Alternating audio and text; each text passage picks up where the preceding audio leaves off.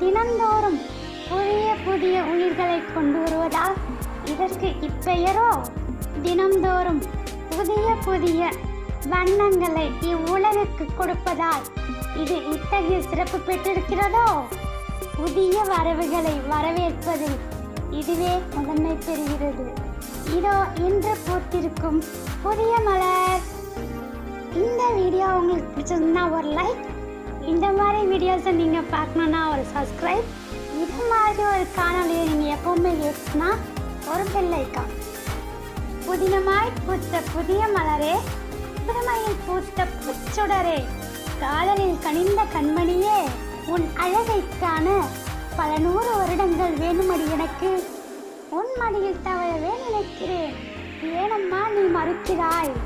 உன்னை தொட்டதும் நீ மறைவதற்கு நீ என்ன தொட்டால் சுருங்கிக் கொள்ளும் செடியா? நான் கண் மூடினால்தான் புதிய உலகை காண முடியும்.